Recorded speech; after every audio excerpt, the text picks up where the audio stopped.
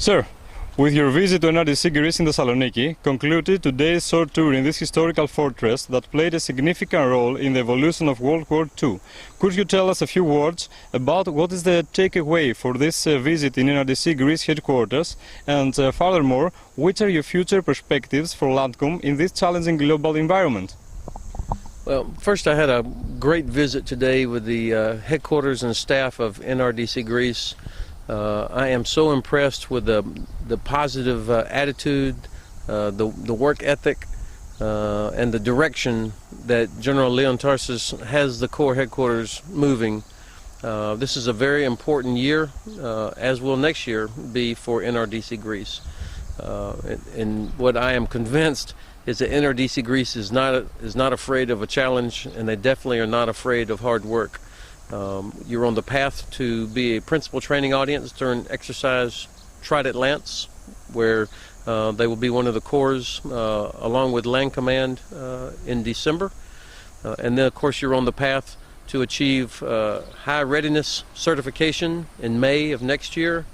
And also this headquarters, I'm very excited, will be the host site for the next Land Command Corps Commanders Conference in October in Thessaloniki.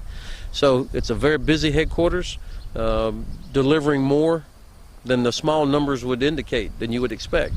And they're very progressive, which is also impressive to me. And I really attribute this to not only the talented people on the headquarters, but the positive leadership of General Leon Tarsis. I believe almost any problem can be solved with positive leadership, and that's what he has. I'm also very happy that the Corps headquarters is attacking the challenges of interoperability for communications. This is a very difficult challenge, and this Corps, I think, has made a lot of progress in that regard. So my biggest takeaways from the visit are: you've got the right spirit here, the right ethos, and the right leadership that's going to help this Corps headquarters continue to mature, and I am very confident that it will achieve high readiness certification in May of next year.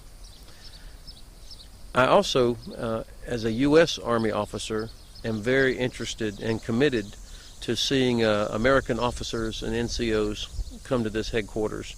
I think it will be helpful for American officers to get to serve here, but it would also be very helpful for American officers and NCOs to get the experience of serving here, to learn the culture here, to build relationships with officers and understand the Greek Army as well as the other parts of NRDC-GR.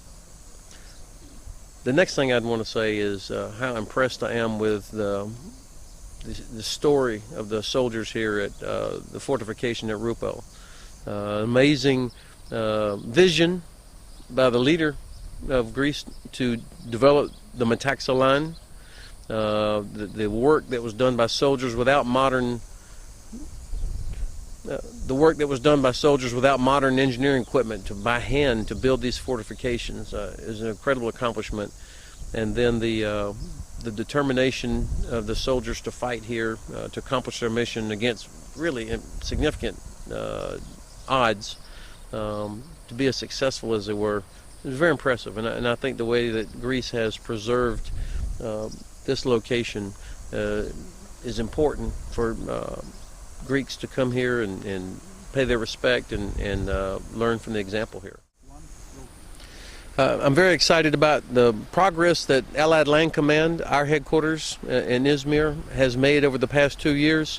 We achieved our IOC, initial operational capability, 2 months early, back in the fall of 2013.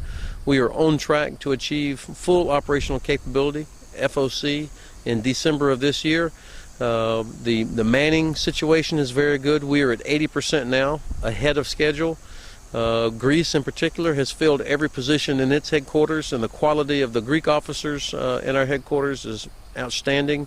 Brigadier Domesticus has been part of the headquarters from the very beginning, and he's been an exceptionally talented officer who's been very important in our foundation. We're going to lose him this summer, which I will be very sad to see him leave. but all of the officers and NCOs that Greece has provided to Allied Land Command have been that sort of talent. So I'm very happy about the future, the progress that we've made. We have an evaluation in December, of course. Trident Lance, NRDC Greece will be an important part of that exercise.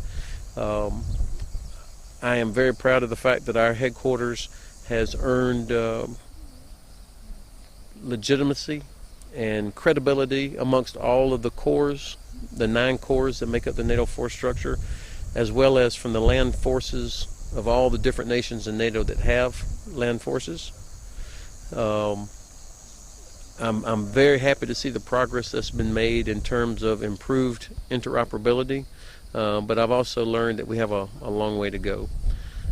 Our headquarters exist to make sure that land forces of all NATO countries and our partners can be effective and interoperable and can be contribute as part of contingency forces for the alliance.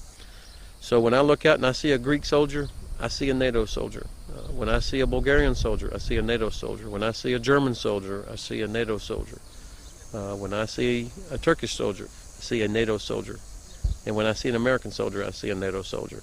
And that's what our headquarters is all about. Thank you, sir.